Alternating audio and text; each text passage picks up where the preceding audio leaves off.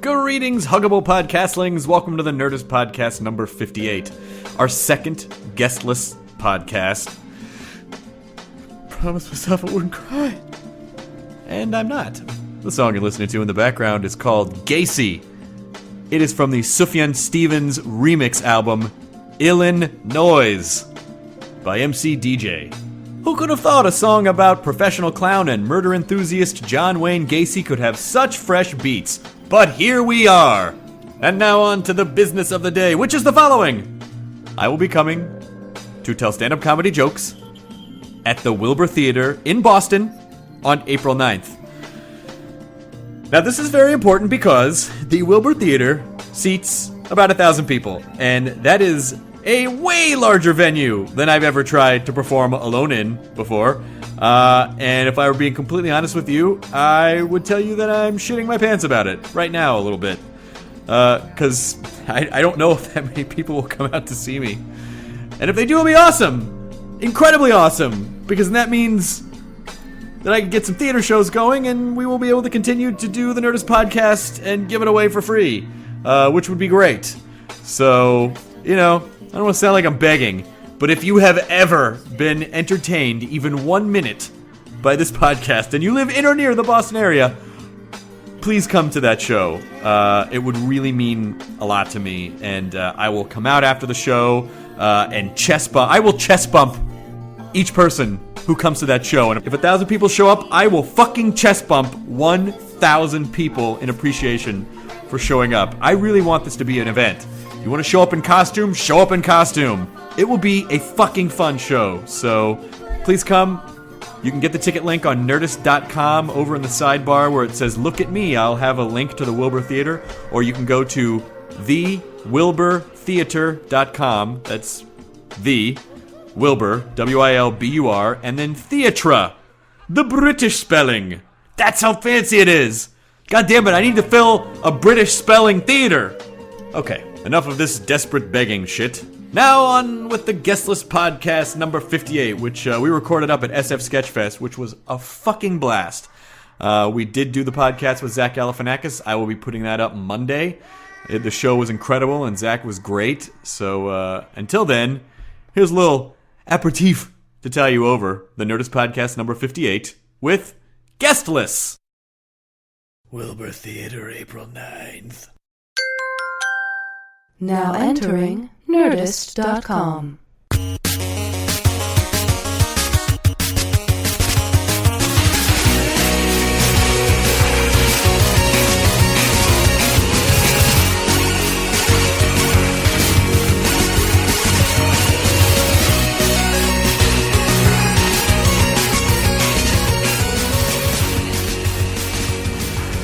Here, yeah, there you go. Is it recording? Yes, we should be. Holy shit.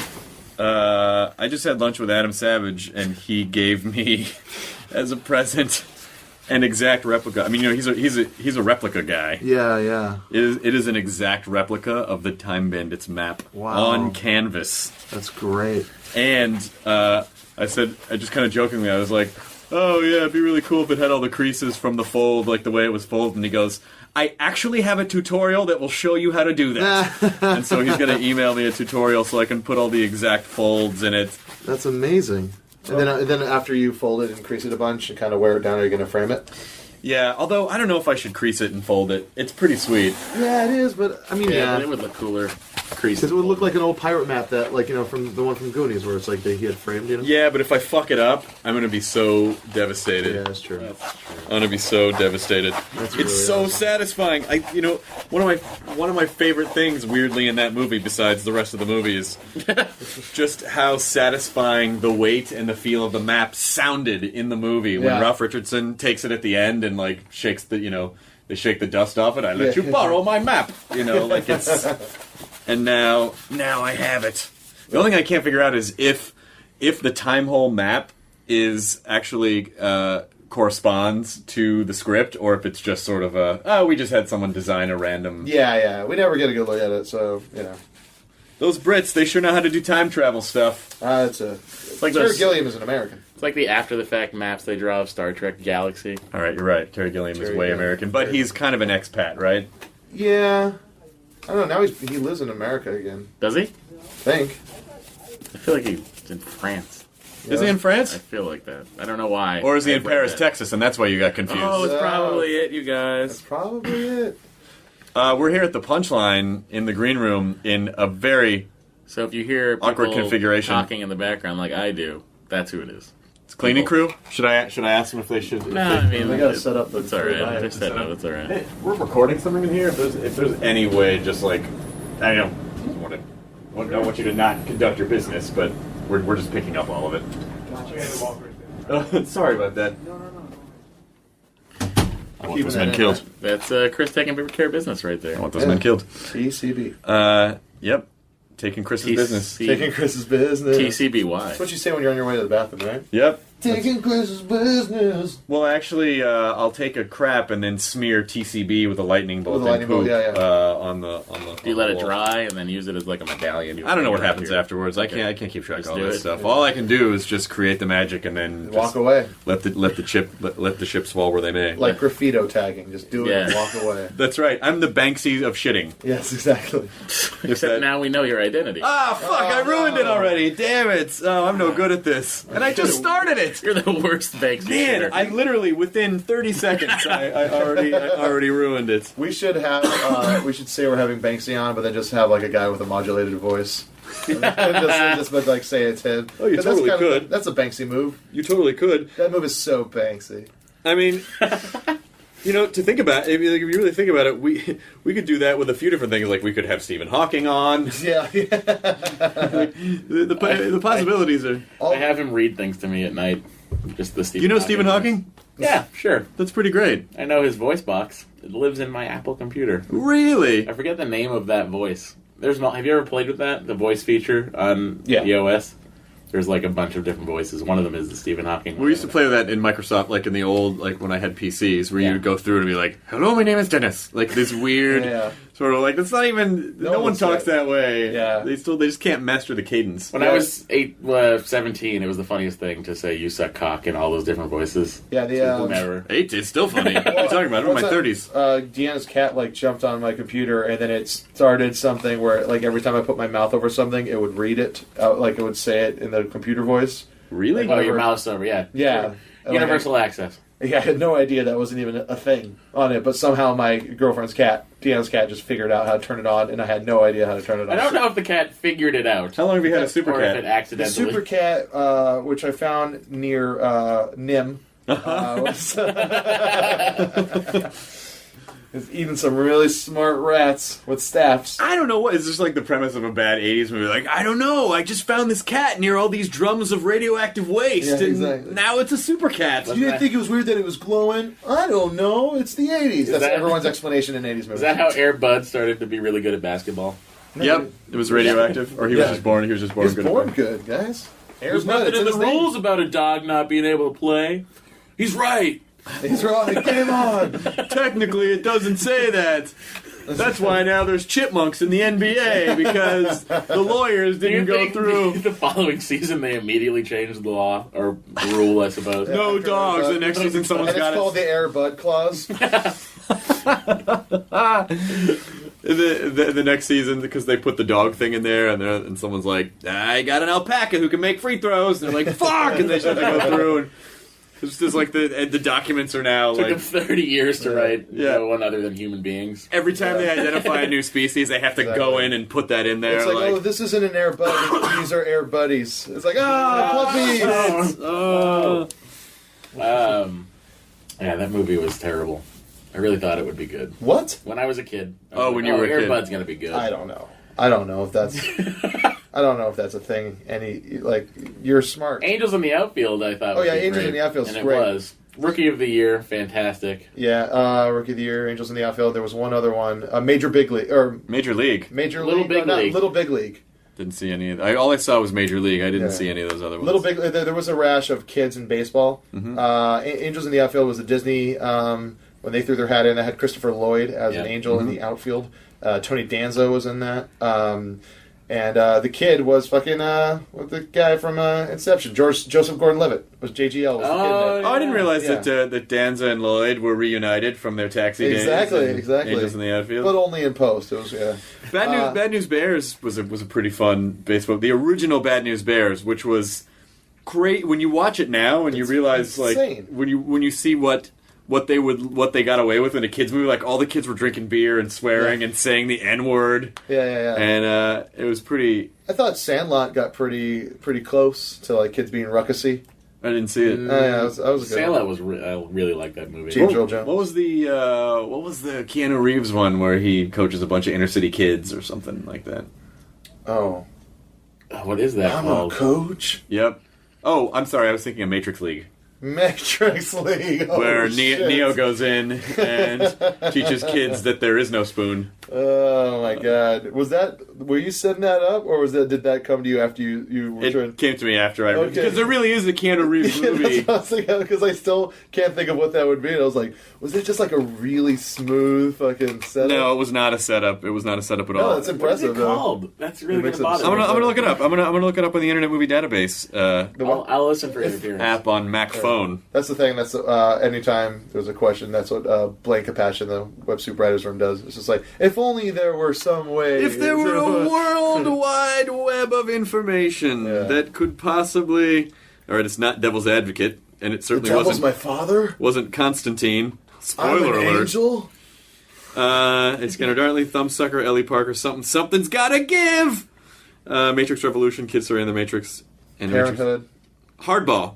Oh, that doesn't sound familiar at all. Hardball. It was called Hardball. 2001. What's the synopsis? Here we go. Do you want me to just read the synopsis, This or is is there a interesting. particular? Should I read the synopsis in the style of anything? Read the synopsis in the style of a very classy British movie reviewer. Hardball 2001. The plot summary is as follows. A nameless young man who is scalping tickets, gambling and drinking, agrees to coach a little league team from the Cabrini Green Housing Project in Chicago as a condition of getting a loan from a friend. Sounds like a romp. You just nailed the accent that is British and gay. I did. Yeah. That's all of them. Well, The that's British very accent is inherently specifically- gay. Yeah. That was very specifically gay. The British accent is inherently gay. What's the? But in a good way. Like, Yeah, I'm no, gay it's for it. fine, I would yeah. tell, Yeah, I tell yeah, if I could it's fuck an accent in the mouth, I'm it would fucking be the it British now. accent. I would. Really? Yeah, it's weird, right? What's the Idiocracy? He talks all gay. You don't like that movie? Haven't seen it. That's weird. I thought you like things that are good and funny. That's weird. You said that to me a year ago when I said I haven't seen that. Yeah, exactly. That's why I said it again. Make out, make out, make out. just watch the intent. You know, it's funny. Just Jonah, I'd see you just scoot forward a little on your seat. Like I just see the really interesting.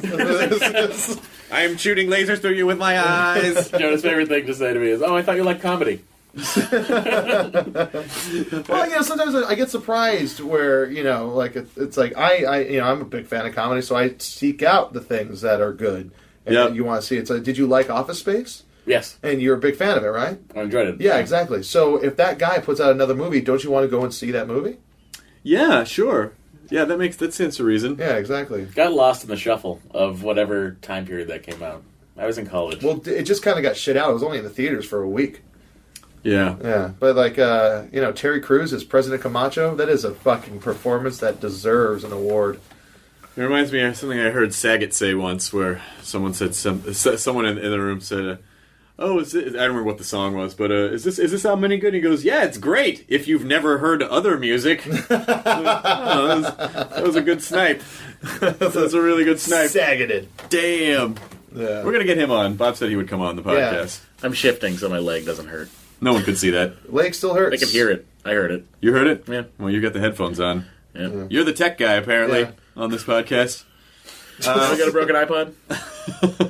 We're at SF Sketchfest, and we've been doing a ton of shows. By the time this goes up, the Zach Galifianakis Will have been up. Will have been up. That was a crazy night, huh? It really was. It was. It was crazy. I cut out the audience questions. That's good. So that's just for That's just for The everyone that was there. 450 or 500 lucky people that were in there with Well, us it's just that to share we've it. done audience questions before at live podcasts, and people haven't been particularly psychotic, but for some reason they were just fucking kook bags. Yeah, I brought out the weirdos, man, and I'm pretty sure some of those weirdos are listening to this right now. I meant wonderful consumers of this podcast. Yeah. Subscribe! No, there was one woman that just wouldn't get off the stage. Like, she came up on the stage and... How did Zach that happen? invite her? Yeah, Zach brought her up. Did he? Yeah. That was a Yeah. mistake. Yeah. Yeah, you never do that. That was a mistake. I feel like some people in the audience, there were questions that they weren't mic'd very well, so that you couldn't really hear them, and it was just like you had to be there to experience the questions. And so I jokingly, like, when one guy was asking a question, I like Put it in his put it in his face. face, and thinking that was so funny. And then he kind of laughed, and then I did it again, and then he did that slow kind of push my hand away. yeah, boundary issues. And I totally, because it was And just what was funny it was is so chaotic. It was only funny for me and you, because we were the only two people that could see that. Yeah, he had his the back to the angle you were at. we should have asked him if someone put a dick in his face and he didn't want it at some point in his life, and was that what that was what it bringing is. up? Yeah, bringing it up. And then you said it's to use my mic. His smells like whiskey and sadness. Yes, it did. The comedian microphone smelled terrible. It was just comics just talking into a microphone and just randomly spitting at points throughout the day, and it's usually they're spitting out booze or rage or whatever, what have you, and it just never ever. No stand-up room mic ever smells good ever. And the shit that's going through your head is when you're doing a bit, and then you accidentally poke yourself in the lip with it. You're just like, well, I guess I'll enjoy whatever I just caught because. Yeah. I think I might be one of those crazy people that ultimately starts bringing my own mic around. Number one, because the mics at comedy clubs are notoriously bad anyway. They're just basically like PA grade mics. Mm-hmm. And number two, they're always fucked up and they sound bad, and I have to shout more because they're not good mics. I think I might just Or at the buy very a least, snazzy bring mic. a Lysol wipe. Maybe. Yeah. That doesn't help the sound. Rollins brings his own mic wherever he goes. He brings a Shure. Even if he's not doing a show. Even if he's not doing a show, he just does it so he can wrap something. Fuck you, around his hipster. hand. Just walks down the street. Mr. Rollins, you're at yelling Whole at Foods. What, Well, you're fucking doing nothing, hipster. What are you doing with your life? Jesus. Where do I find the alternative baking company cookies? I really like pumpkin spice. And Mr. Rollins, please. I need grass-fed beef.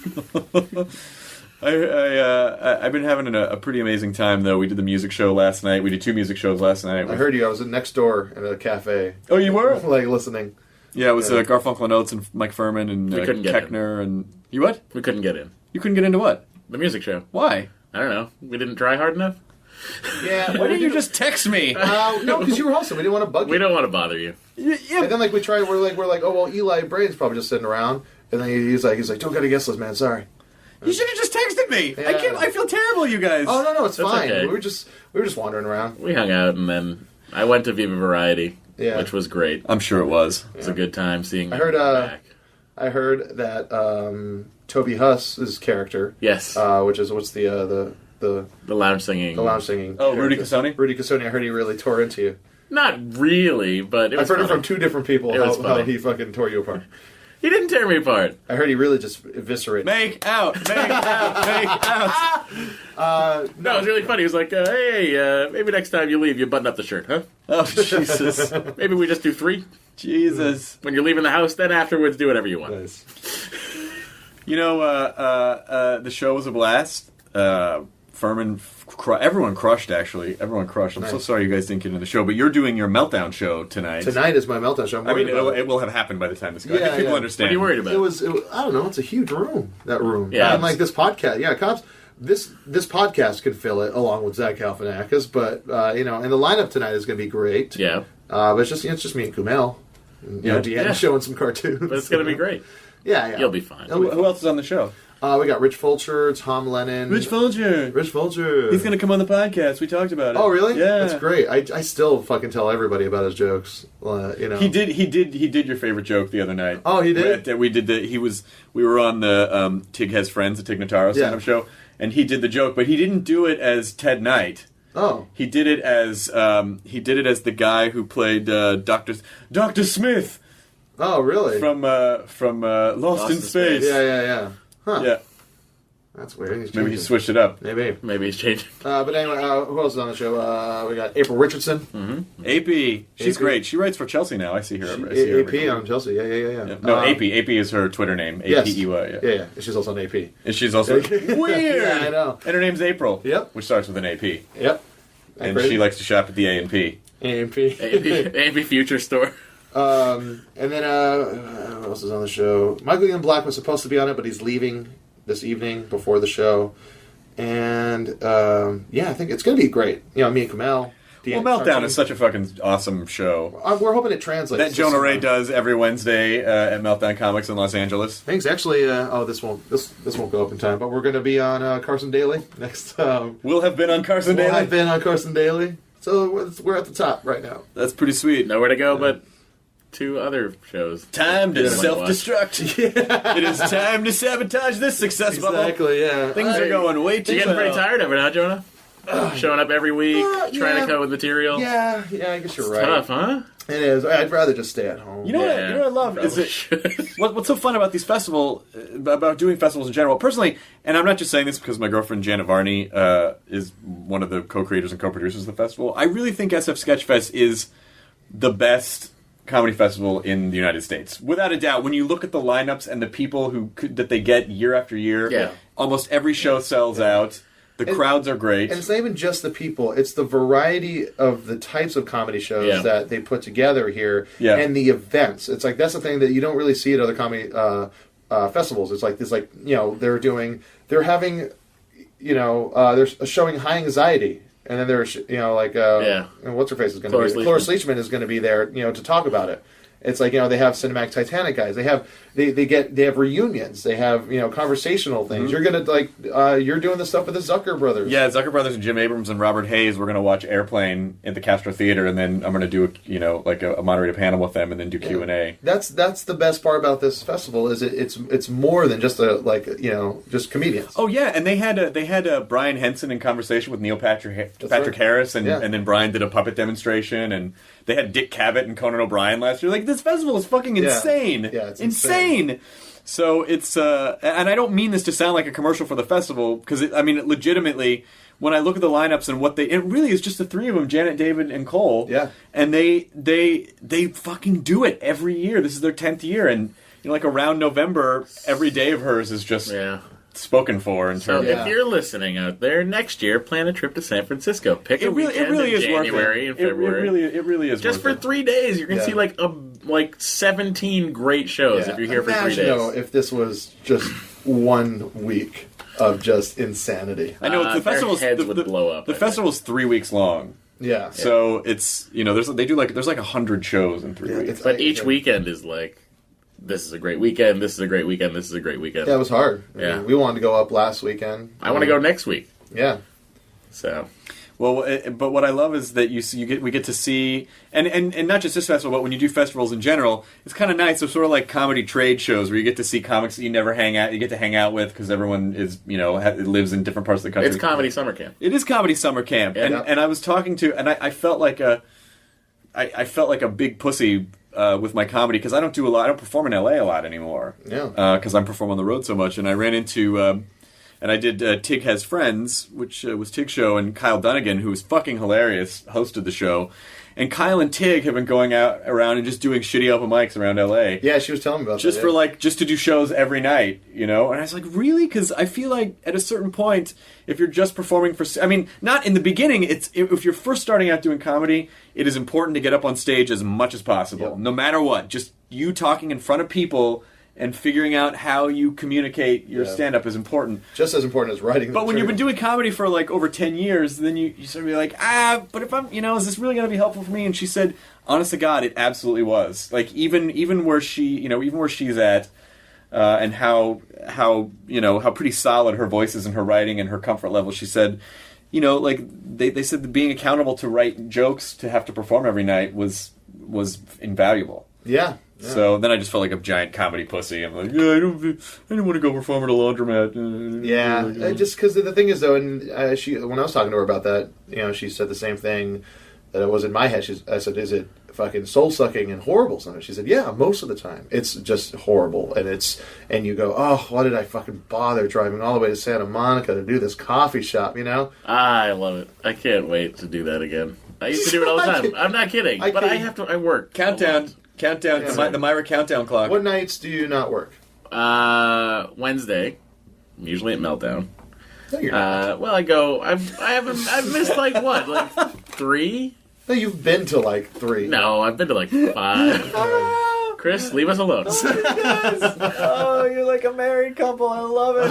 I love it so much. I love watching you guys needle each other. It's so entertaining. Sorry. That's fucking great. Don't apologize. It is ceaselessly entertaining to me. Wow, I'm trying to think of what other nights I don't work. I mean, you guys still have separate bank accounts, right? For now, but we're talking about... it's really awkward. We're both up here with our girlfriends. Getting into a mutual fund. That's why they're off together somewhere. Yeah, exactly. They worked out yesterday in their jeans. Yeah. It's like Mickey Rourke. Like, because we didn't know there'd be a gym. I heard the mixer works out in his jeans. That's Does what he? I heard. Yeah, I heard when he was in between his career. Yeah. You know what I'm talking about. Yeah. It was the nicest way I could put that. I heard... Between Diner and the Wrestler. I heard, well, 9.5 weeks. I heard that he would go to the Gold's Gym in Hollywood, and work out in jeans. I see that sometimes. I see at my gym, just guys show up because they're just doing weights with their arms. To me, it just, I don't remember. Yeah, but denim is scrapey. But they're not moving around. Don't they have dress cardio. codes? No. Certainly not. You have to wear clothes. Yes. Well, that's the code. That. That's the dress code. The dress code is that you have to dress. If I don't know what gym it was that I used to go to that had a dress code. I thought it was a Gold's Gym. No, maybe it's LA Fitness has a dress code. Really? Yeah, no jeans, no khaki shorts. You have to wear workout pants. Sounds like Catholic high school. A little bit. Yeah. That was our dress code, was that we couldn't wear jeans and we had to wear collared shirts. Could I wear... I'm trying to think if I could wear jeans. No, I could never wear jeans. Except Friday. Casual Friday. A lot of fun. Wait, no jeans. Can you wear... And you probably can't wear offensive shirts. Yeah. You can't be a dude that has a shirt with airbrush tits on it. I like LA Fitness. I would go if it was open past 11 o'clock. Like, it's 11 p.m., it's closed. So I go to 24-hour fitness in Koreatown. Really? Ugh. Yeah. So you just told everyone where you work out so people can come... Please, come. Oh, tell them about the... Oh, yeah, show. so we're doing a show, One Star. Who's Weir?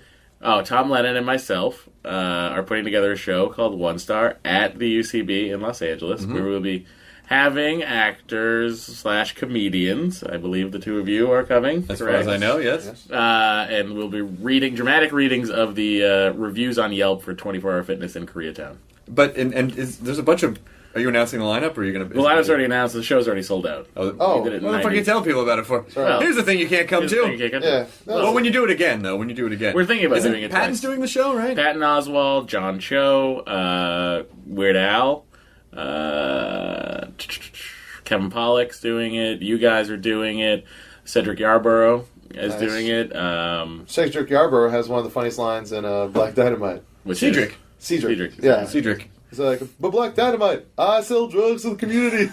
I was just extolling the virtues of Black Dynamite to David Koechner last night nice. when we were doing the music show, and I think we were talking about the Zucker brothers. Yeah. And he also just did a parody movie at some point in his career, and he was like, yeah, I don't know if I would do it again, and we were just sort of talking about how, like, no one, at least with Airplane, you loved the characters, you actually, at the core of it, you cared about the story. Yeah. And it wasn't, no one was playing it like, look at these crazy jokes we're making! Mm-hmm. And pretty much every attempt since that or Naked Gun has been, look at these crazy jokes. Very, very winky. Yeah. And Black Dynamite was the first one in a long time. It was like, yes, you fucking got it right! Yeah. And I know, last year we spent several episodes going on about Black Dynamite, and they're making a sequel. They are? Yeah. Oh, man. Which is very, very exciting. I hope they figure out a way to bring back Baron Vaughn. I don't know what you jive turkeys is talking about. I am from the streets. Which almost sounded like that guy, the Good Evening, Mr. Kubrick, or what was that guy? Which guy? The guy that had that web video. It was like something he made in the 80s. It was just a video he sent of himself, acting. but he sent it to Stanley Kubrick. Mm-hmm. He's like, "Hello, Mr. Kubrick. I am an actor." And then like he does a soliloquy from The Outsiders, and it's just like he does Johnny's speech at the end. He's all, "I'm just scared. I'm scared." And this might be on the internet somewhere? It is on the internet. It was a very big hit. It was one of those first kind of YouTube videos to blow up. You know, I always think about people making videos like that in the 80s before there was a commercial internet. And it's like before MTV when they had videos from the 70s or the 60s. I'm like, why did they make these? Yeah, what's the point of this? And I guess they were, at the time, those were just promotional things that they would do to send to radio stations. Yeah, this was just a weirdo that sent it to Stanley Kubrick. Didn't work, apparently. No, it's so funny too because he's just like, it's like, and millions upon millions of people are devastated that you will not be directing 2010. Well, like that's going to change his mind. Yeah, exactly. So I got this one weird videotape. Yeah, I don't call people this much, but that guy is a Yahoo. He is a kookaburra. You really think millions of people were upset by that? No, I'd say about, like, at 10,000. the time, 10,000 nerds. Yeah, 10,000 people. How great is San Francisco? I fucking love this awesome. town. There's so much good food here. So much good food. The city it's held on to its history more so than many other cities I've been to. It's like you still get a sense of just the way the signage and the buildings and everything like that. So you go to New York and it just feels a little more modernized. It has that history, but it doesn't seem like it's held on to it as much. Right. Seattle looks like a modern city. They got a monorail, shit like that. Like here, it's just like it really looks like this could almost be the same as it was in the 30s, like with fucking sailors everywhere and chlamydia rocking the charts. Climbing its way up the charts this week is chlamydia. Yeah. That's another slip for herpes simplex 2. But I think it's an amazing city. It's walkable and there's tons of shit to do. It's beautiful. People are pretty cool. You wear coats all the time. Constantly. I love it. Coats all the time. Oh yeah. It's a big drop. It's fucking freezing here. It's freezing here. It was actually sunny a couple days before we got here, and then it just got super cold again. I wish I was wearing shorts. Really? I'm not gonna lie to you. I hate always pants. love. Well, number one, I appreciate your honesty. Yeah. And number two, we'll get you some shorts. Thank you. We'll get you some. He has shorts. He's I just have shorts. Too cold to it's wear too them. cold. So I was like, I'll pull out these pants that are 4 inches too big for me. Do you? But you seem like someone. I don't know. I thought you said once that the cold didn't bother you. Not really. I mean, it doesn't. Well, I just think that's partly from living in the Northeast. Boston. Yeah. But I mean, my blood has thinned a bit. It does not take long to get acclimated to the pussy tolerance that in Los Angeles, where anywhere else in the country, when it's like 40 degrees in the winter, they're like, yeah, we took out our shorts. Yep. But in LA, it drops to 60, and everyone's like, I can't go out. I can't go outside. It's bitterly cold. Still cold to me. It's just a different kind of cold. Yeah, I mean, like, in Hawaii, it drops down to maybe 72.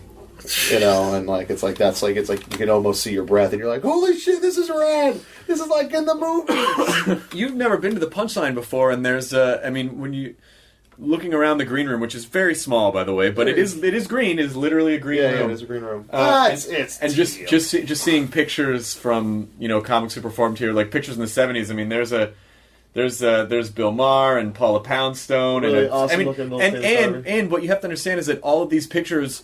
These people all look like kids. Like, Gary Shandling looks like a kid. He's wearing a sweat jacket. There's a super young Dana Carvey. Yeah. Ellen DeGeneres. Still got the mullet. Still got the mullet, DeGeneres. Still got the mullet. There's a Kinnison, Robin Williams, Warren Thomas, who was a great comic who passed away a few years ago. Yeah, he's great. A Louis Anderson, who just looks like, I'm Louis. Bruce Cherry. Yeah, so it's there's a lot of history. There's a lot of history at the Punchline, and I don't know how long they've been at this particular location. I know this was not the original Punchline, but they've been here quite a while, and it's a fucking great room to perform in. Yeah, it looks awesome, and this is the place where, if anyone's ever heard the stories of Chappelle doing, hours and hours long sets at any place till like 6 a.m, this is the club. I did one of those shows because I was supposed to headline, and he wanted to keep performing, and they were like, do you mind? I'm like, I don't fucking care.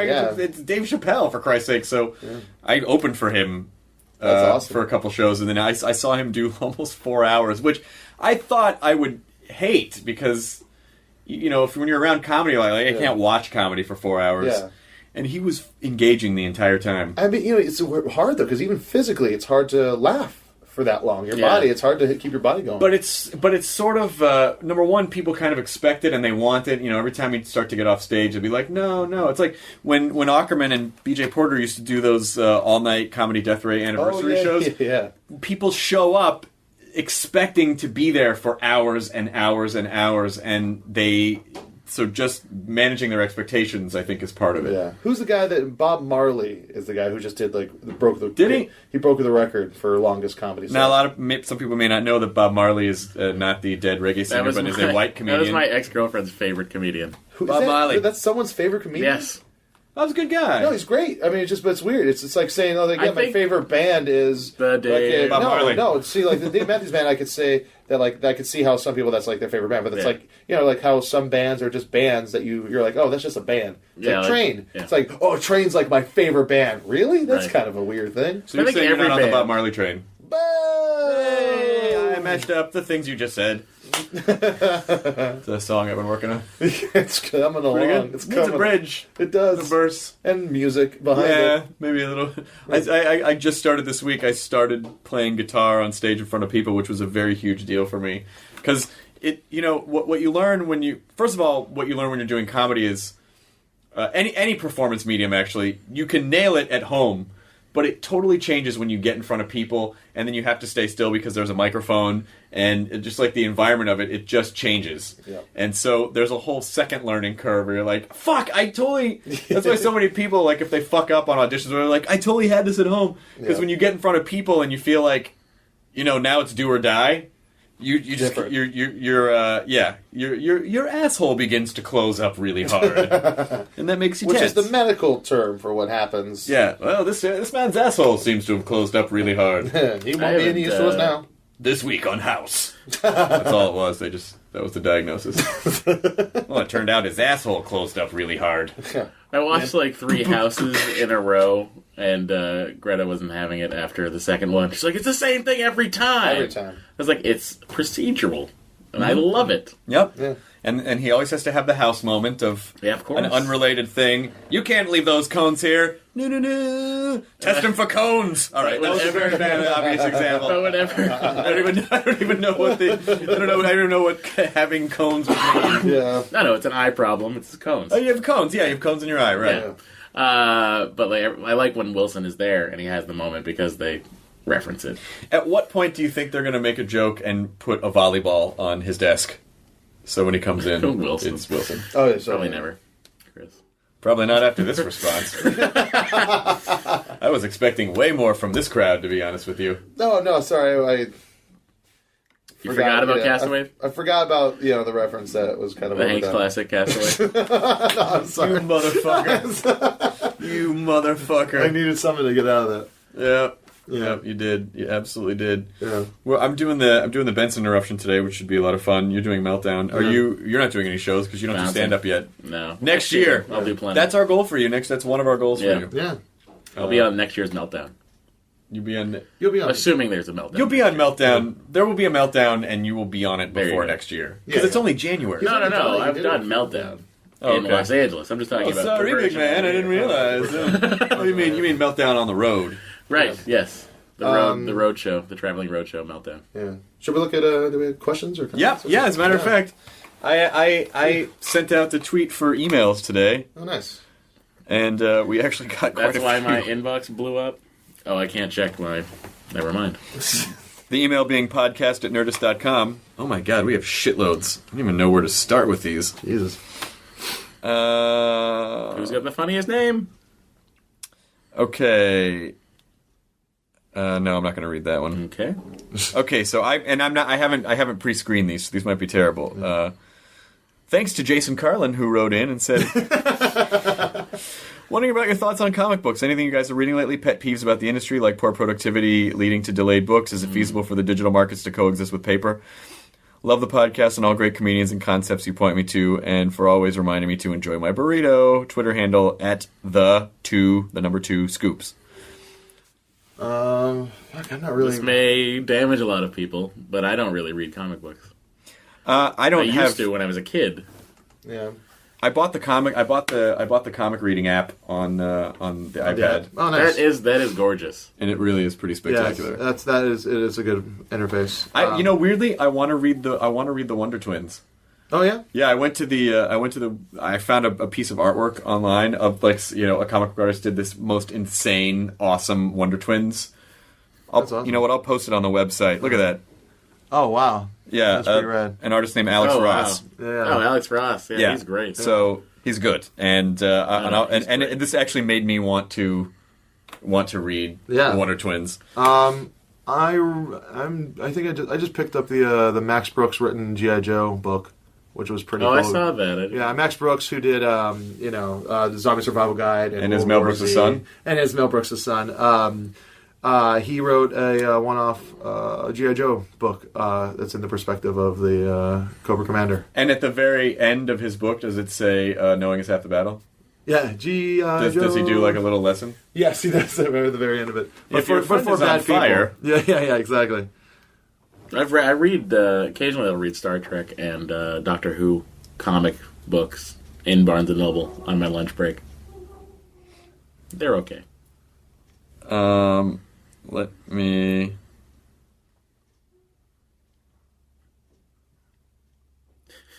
can actually hear the clock ticking. Well, I mean, we'll edit some of this. I'll snip this out. Jason Smith says, just a quick note to say that I really like the midweek guestless show. Well, that's good, because this is one of those. To be honest, though, I have found Vader Pussy to be a wretched hive of scum and villainy.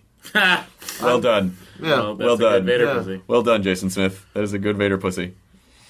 Okay. Someone with a crazy numerical email at att.net. Why don't you ask Liam Lynch to come on the show and you guys could talk about Doctor Who for 3 hours? Done! Yeah. George Lucas... not George Lucas. But a guy who has George Lucas in his email. What if it is George Lucas? That'd be really weird. It's not George Lucas, You know the world's ending, guys, in 2012. There was a joke. Hi, I'm new to the gaming business and wanted to see if you would help promote our company, Brickwall Games, Colossal Productions, and Warehouse Games. Thanks if you do. Done! Send us a check. That was an easy one. Send us a check. That was an absolutely easy one. I'll take $1. Okay, from Mark McInnes. Mark says, McKinney's writing? No, not Mark McKinney. Oh. Not of Kids in the Hall. Actually, I used to hang out with Mark McKinney quite a bit. As I am Kevin McDonald, and you may have appreciated some of my work in Invader Zim. I think there's a cat on your head. There's a cat on my head! Cat on my head! I've not done my Kevin McDonald for Kevin McDonald. So... I'm really nervous about doing it in front of him. It's very accurate. Yeah. It's very good. We happen to be in the same vocal range. Like, I used to be able to do Alf when I was a kid, but I can't do it anymore. Well, here's one. Matt Hubble on Twitter asked, did you record number 56 before lunch? You sure talked about food a lot. Yes. Afterwards, we all ran to go get Not food. only did we record right before lunch, but we were all on crazy diets. Yes. Yeah. So, yeah. Yeah. Okay, so Mark McInnes says, which one of these 10 magical items would you choose and why? Oh my god, it's a list of 10. Jesus. Number 1, a pot that can produce 1,000 kilograms of any food a day. Next. All right, that's a pretty good one, though. 2, a bracelet that keeps weather perfect wherever you go within a 250-kilometer radius. Nope, don't care about that. 3, a necklace that allows you to touch... Why does it have to be a necklace or anything? Why can't it just be you have the power to? Okay. Yeah, exactly. A necklace that allows you to touch books and instantly absorb knowledge from them without reading. Not bad. Oh, Not Matrixy, bad. I like it. 4, an unlimited bottle of perfume that will make you wildly attracted to the opposite sex. Is this person 12 years old? Because that's what it sounds like. Wouldn't it be awesome if there was a perfume that just made girls' pants explode off? It's called Love Potion number 9. Yep. Thank you. They did a movie. Yeah, They did the movie. Sandy Bullock. Yep. 34th and Vine, right? That was... You know what? He was very okay. You know what? He was very thoughtful. An unlimited bottle of perfume that will make you wildly attractive to the opposite sex. Parentheses. Or same sex if you're gay. Cool. Oh, which cannot be used on anyone you love. Oh, therein lies the rub. Man, what a Twilight Zone episode. Someone just watched Bruce Almighty. You can be God, but you can't make anyone fall in love with you. The real miracle is a woman who has raised kids and 19 years. The real lesson we learned. No, the real lesson is that it's awesome to pull the moon closer to the Earth. That was pretty cool. 300 yards of foulness. Yeah. I don't even want to... I can't even understand. I tried so long. I had tried the longest time to do a bit where Morgan Freeman was just narrating every movie. And it was him narrating Revenge of the Nerds. They're like, standing in what must have been 300 yards of pig filth, those nerds decided they would have their revenge. I believe it's shit-smelling foulness. Yeah. I don't even want to imagine. Number 5, a watch that allows you to reverse time by a minute or less per day. Yeah. Is this guy just watching movies like Click and Love Potion number 9 and then just kind of... And then emailing people about it? Yeah. 6, a bell that when rang fixes any one object at a time excluding living things within a minute. These are very... That would be helpful. This guy is a lawyer dreamer. That's what he is. Yeah. Like, there's all sorts of weird caveats. Yeah. Number 7, a chocolate bar with 12 pieces that makes anyone else who eats a single piece invincible and youthful until the age of 160. What the fuck is this guy? He is awesome is what he is. What a weird arbitrary. Until the age of 160. Yeah, of course. Couldn't I just eat another fucking piece of candy and get another 160 years? No, because by 160, you're just like, you're done with life. It's like, some things aren't meant to last that long, you know? Wait, is it 100? So the age of 160 or is 160 years? I think it's the age of 160. Yeah.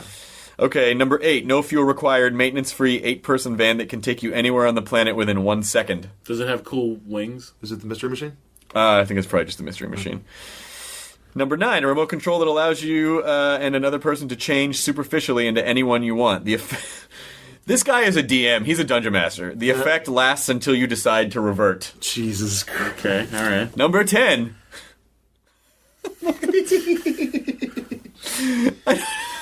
I get the logic behind this one. I can't say it. You want me to handle that one? Yeah, okay. It's so ridiculous. I'm so sorry. Number 10. An immortal dog that poops out 1 gold coin every time it goes to the bathroom. I love that he made it immortal. Like, you'd have it forever. You'd have it forever, but then you'd have to pass it down to your kid and their kids. So, those 10 lists were... That was just question number 1. I don't know. I'm torn between dog with gold poop. Yep. And the absorb any book instantly. Here's mine. It's dog with gold poop, but not because of the gold poop. It's because the dog is immortal, and you never have to worry about your dog dying, and that's like a horrible thing that people have to go through. And just the benefit is he shits gold. Yeah, that's like the benefit. You know? Okay, I would go with the chocolate bar that keeps you youthful and invincible to the age of 160. Okay, but that was all 12. What? That gets dicey because you're like, oh, here, mom, here, dad, and then you're down to 10. And then you give it out to other people. And then you got to give it to some, like your best, you give it to Furman. You think you couldn't get blown for giving a piece of invincible chocolate? I mean, I think that's a pretty good bargaining chip. Okay, so we both picked other things. Those 10 were just the first question. Question number 2, is going to the movies alone weird? Not a surprising follow-up to the previous question. Not remotely surprising. I would say no. I've done Not at all. I did it a bunch growing up. I actually saw 2 movies in one day by myself, which one was Casper, the Casper movie. Sure. You weren't scared? No. Were you super excited when Dan Aykroyd showed up? I was. And then the second one was Tales from the Hood. I saw both those in the same day, which I just recently rewatched Tales from the Hood, and it's quite fun. My roommate Heath went to the movies when he wanted to see The Cable Guy again, so he told his mother, "Oh, I'm meeting Matt at the movie theater." So and it was a Sunday. I usually went to my grandmother's every Sunday. So I'm meeting Matt at the movie theater, and he's already in the theater, and his mom's there, so I need to go in. And his mom brings him to the movie theater. He goes into the movies. And I, just by happenstance, one weekend we didn't go to my grandmother's house, so I called his house. And I was like, is Heath there? And she said, no, Matthew, he's not there. Right, he's not here, he's at the movies. So his mother goes to pick him up, and Heath gets in the car, and she goes, how was the movie? And he says, it's good. Oh, and how's Matthew? It's like, oh, he's good, he already left. And she goes, liar! Which is such a weird, innocuous thing, because he just didn't want to admit that he was going to the movies alone. Yeah. Well, it was also the fact that we were 12-ish. I don't even know how old we were. Not old enough to go to the movies by ourselves. Oh. In our parents' eyes. Oh, okay, so it really was kind of a fucked up thing. Yeah, but it was funny. Parents' eyes. Question number 3 was, how do you pronounce this name? And he wrote DA5ID. It would be a David. Could be a David or a Defivid. Defivid? I'm going to say Defivid. Yeah.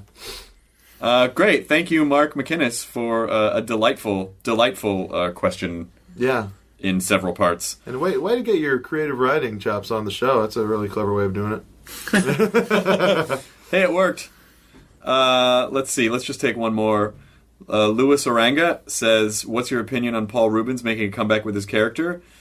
I think it's awesome. It's amazing. I saw the show, the live show, when it was downtown at the Club Nokia. It was one of the most amazing shows I've ever seen live. I was smiling really hard the whole time. Everybody was really, really into it. And then that night, I saw my first date with Deanna.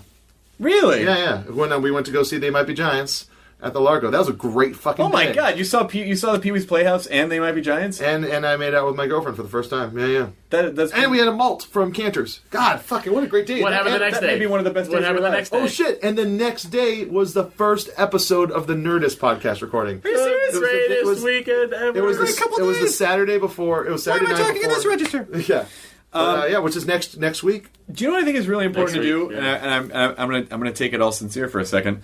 I think when you have days like that, and you know that they're super awesome days, you need to write it down, like everything that happened on that day. Because I just think it's a good thing to keep record of those things. Because like nerdy people tend to beat themselves up a lot, and so when you kind of go into those spirals of everything sucks and of course everything fucked up and nothing ever goes, then you can look back and be reminded like, oh yeah, that was a day where everything went right. It is possible, and I can still I can be retroactively thankful for this cool day that I had. You got to be able to remember your greatest hits collection. It's true, because you think back and you kind of get run down as you go day to day and stuff like that, and you got to be able to remember, go, fucking, that was a banner day. That was a good.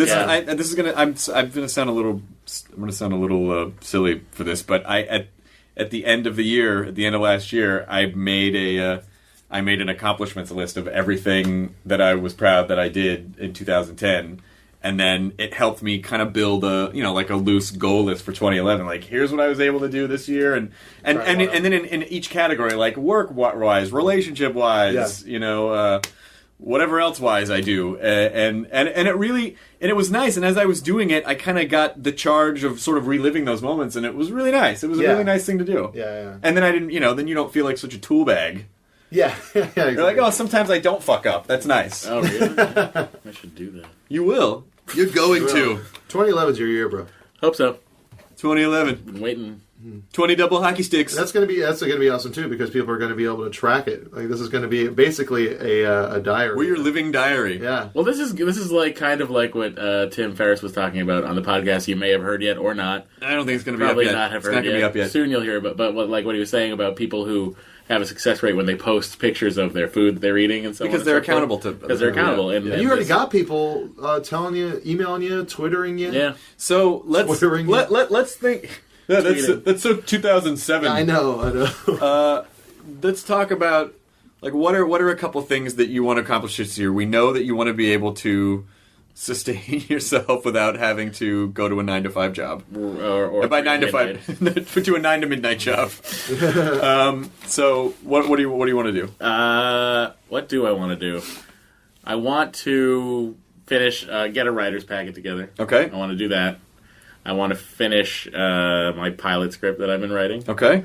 That's got 3 pages on it and been sitting in my head for years. Is it a sequel to the movie Freebie and the Bean? Prequel. Okay. Prequel. Good. I'd like to... and I want to do stand-up enough so that I can make some money with it. Did you write any of this stuff down? Never. Write it down. Okay. Yeah. Write it down so you can remember it and look at it. And you need to... not to get all new agey, but there's something that happens when you write stuff down that brings it into the physical world and out of your head. Because if it's in your head, it's just this weird sort of cloud of I don't know, there's stuff that I got to do and it's overwhelming and I don't know. Write it down so you can see it, and then you can start figuring out how you're going to do it. I got this one. Remember the Olympics episode of Doctor Who, where the little girl that makes the drawings and then they come to life? Exactly. You're going to be that little girl. You're going to be that little girl. You're going to write. You're going to scribble those things, and it's going to come out of a garage. And then you're going to meet Karen Gillan. That could be on the list.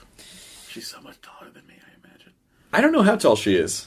Well, Matt Smith was pretty tall. He was taller than us, right? Yeah, he's taller than us. Not taller than Jonah, but Jonah wasn't there. Yeah.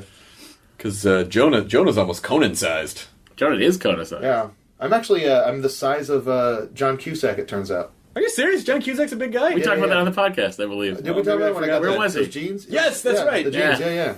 Weird. And I was standing next to him once at a party I don't know how I got there or why he was there, but like I remember like being next to a guy. I'm like, holy shit, this guy's like my fucking same size. And then he turns around, like a John Cusack. Now, did you freak out? Be like, John Cusack, and then he grabbed you and went, "You must chill." Did that happen? I wish. He seemed like a dick, so I didn't talk to him. Well, anyway, if he does listen to the podcast, Please come he's on. invited to come on. Yeah, prove me wrong. Prove me wrong. Prove me wrong, Cusack. Prove me Star of my wrong. favorite all-time movie, High Fidelity. Yes. It is a great movie. Yeah, that's my favorite ever. Well, I think this is a good place to wrap up the midweek Guest Listeners podcast. Yeah. And everyone, thanks so much for... Oh, wait, what's the third one?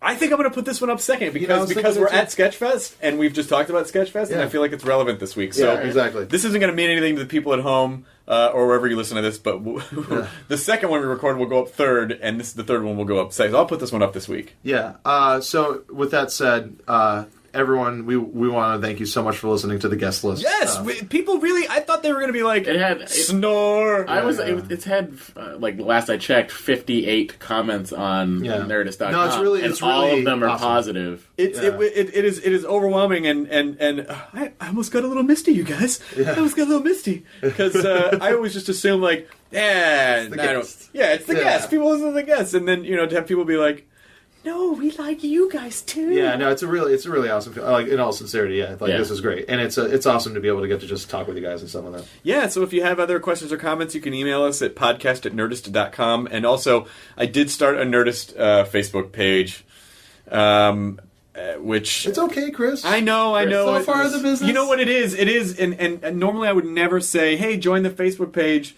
But, as we're looking into getting sponsorships, as we're looking to try to emancipate some of the people on this podcast from their jobs, when you go to sponsors, one of the things they like to know is that you have a strong Facebook group because that means a lot to marketing people. So yeah, but just like join the Facebook page and come and hang out. Like it's a way to just kind of like for us to know who. Go ahead and friend me on Facebook. I don't have the crazy. The URL that I want is Facebook/Nerdist, but that's connected to my personal page, where I am unable to accept any more friends. Why don't you go to Nerdist Podcast? What? Nerdist Podcast. Because it's not just a podcast, it's for the Nerdist, it's for all the Nerdist stuff. Okay. And so I'm trying to get Facebook to move it over, and they said they would, but that was weeks ago, and it doesn't really seem to be high on the priority list for some reason. Hold on, I'm going to call Zuckerberg right now. Hey, you want to call He was busy on SNL last night. So I guess you would just have to search Nerdist, and there's a few different Nerdist pages, but the official one is the one that has the laser logo on it, and it will probably have the most fans or friends or whatever on there. So join that and interact with us on there. And again, thank you a billion times for listening. And Matthew, do you want to get it this week? Enjoy your burrito.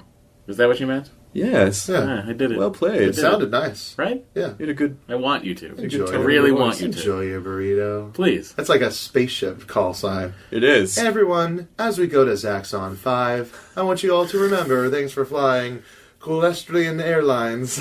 Equestrian? It's like Colestrian. the Star Tours. Okay. Colestrian. First of all, I thought it was a horse-shaped spacecraft. Which Equestrian Airlines. Okay. Does anyone remember the transit system in Star Tours? Like, what is it? Oh, it's Star Tours. Oh, it's a FedEx truck, I thought. Star Tours Transit. What's it? Someone will tell us on the internet. Yeah. Star find Tours. out. I used to go on Star Tours all the time. And as you know, I have an annual pass to Disneyland, and I went again a couple years ago, and I got violently ill. Because it wasn't synced up anymore. Really? It was just off enough to make you violently ill. It worked. Is that a thing that was happening? Yeah. Oh. Yeah. Halfway through, I got this really sharp pain in the pit of my stomach, and I got my mouth tightened, and the water. You had to close your eyes, right? Yeah, the drool, the mouth watering started to be like, hey, let me just lubricate this so you can spew some puke out of there. It'll sting less. Yeah, because it wasn't like you were moving. Trust me, you'll appreciate it. You'll thank me later. Thanks, salivary glands. It was off just a little bit, the hydraulics on there. Oh, okay. And now they're reopening it. Yeah. I'm not excited about it. No. Because the trailer showed not a speeder race. What do they call those things? The pod racing? Pod racing. Yeah. Yep. Do you want to see pod racing? I don't really care for pod racing. Well, maybe you'll enjoy it as a ride. You're right. All right. Much like I enjoy burritos. Well played, sir. Now leaving Nerdist.com.